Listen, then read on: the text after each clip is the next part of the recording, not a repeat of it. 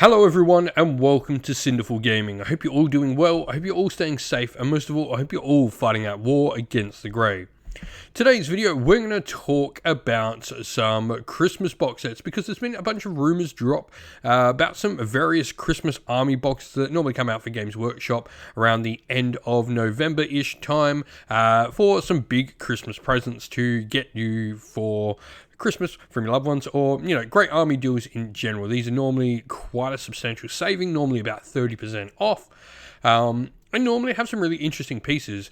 Now, in recent years, I would say these have been very much more aimed at newer players to get into the hobby. These have generally contained things like named characters and one-off units, while also containing, pieces that maybe aren't the most competitive edge.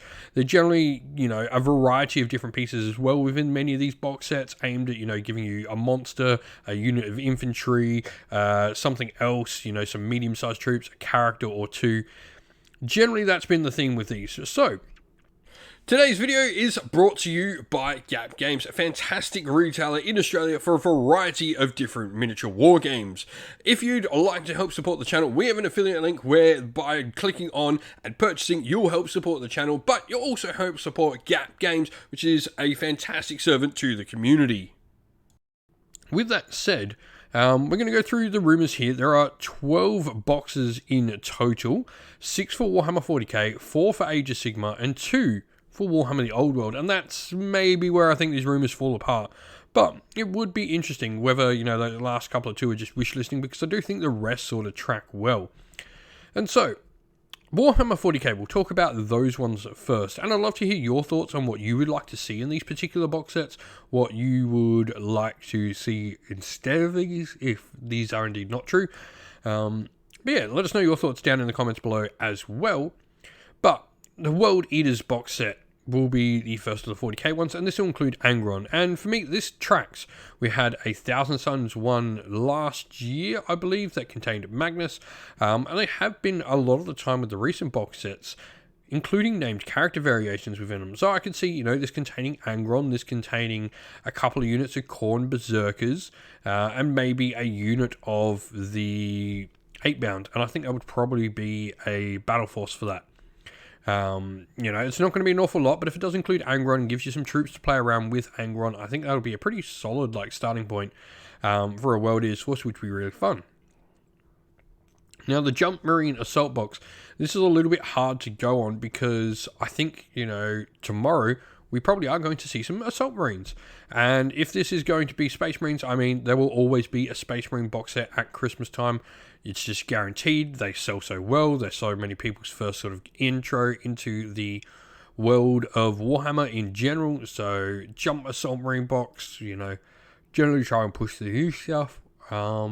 We've seen things like this sort of come out before. So, we've seen obviously the one that contained Blade Guard veterans and all that sort of stuff.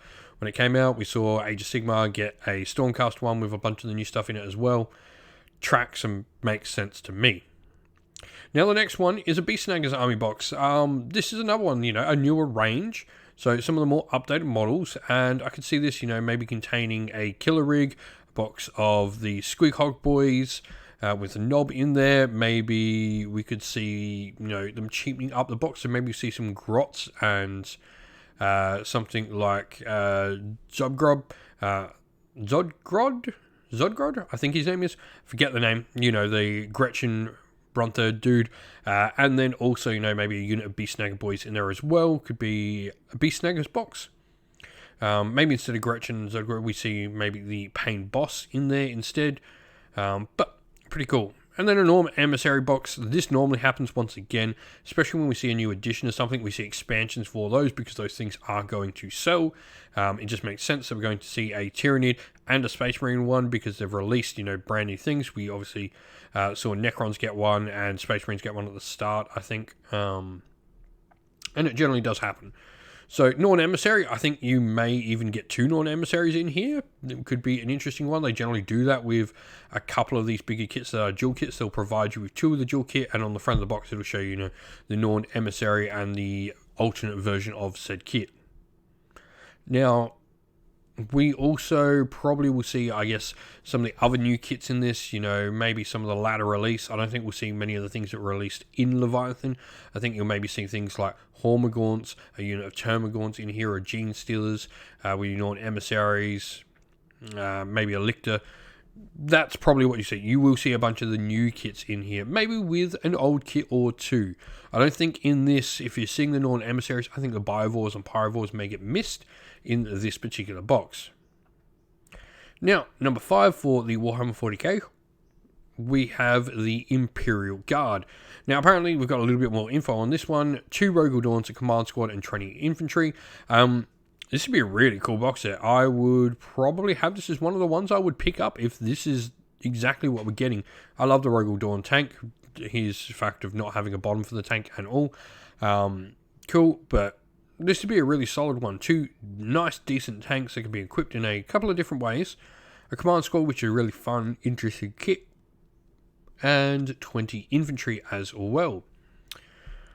Leagues of Votan will be the other last one. Once again, another newer range, and this sort of tracks all 6 of these are newer ranges that they're going to try and push. And Leagues of Votan with a Grimnir, Hearthguard, and a Land Fortress. Now, I did say normally I think these contain named characters in them, but I would say with a Votan one, the fact that the Carl is inside the Combat Patrol, so obviously also is Uthar the Destined. This sort of tracks. Land Fortress, Hearthguard, Grimnir. Solid amount of models. This would be another one I'd be really interested in. There's some really cool ones in this that really do interest me in a variety of different stuff. So, depending how the Jump Marines work, it might be. I think the World is probably my least favorite. I like a particular different flavor over Red Marines myself. I'm a Blood Angels fan. But I really like the Warhammer 40k ones. I think these are quite interesting. Now, moving on to Age of Sigmar, we have 4 box sets for this. Bone Reapers, Soulblight Gravelords, Slaves to Darkness, and Seraphon.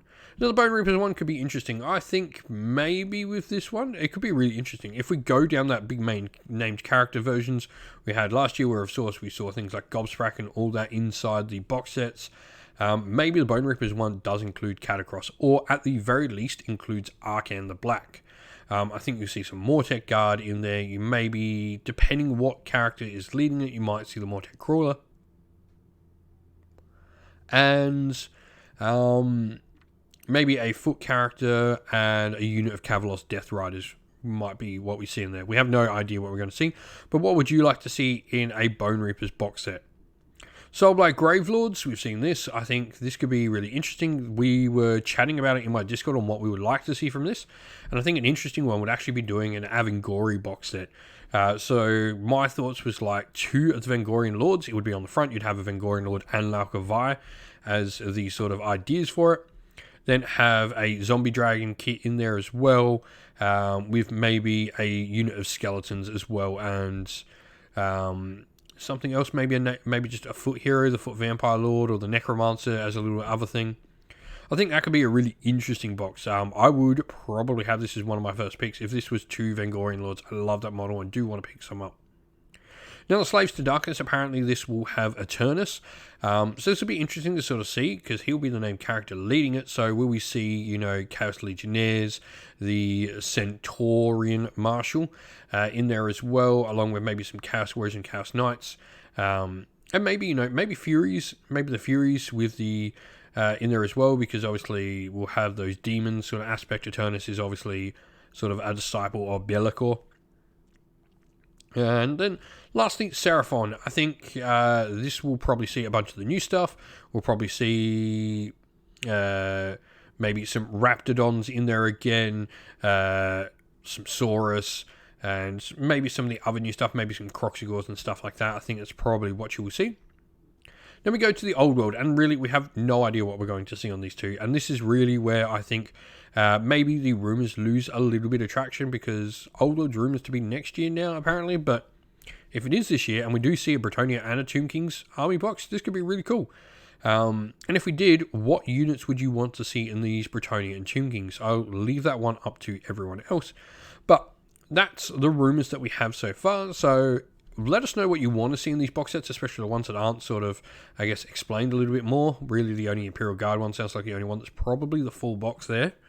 But yeah, let us know your thoughts down in the comments below. And so that is the end of the video. We hope you all enjoyed it. If you did, please don't forget to leave a like, comment, share, and subscribe to the channel. If you'd like to come chat more with me and other members of our great little community we have here at Sinful Gaming, we have a Discord server, which is linked down in the video's description.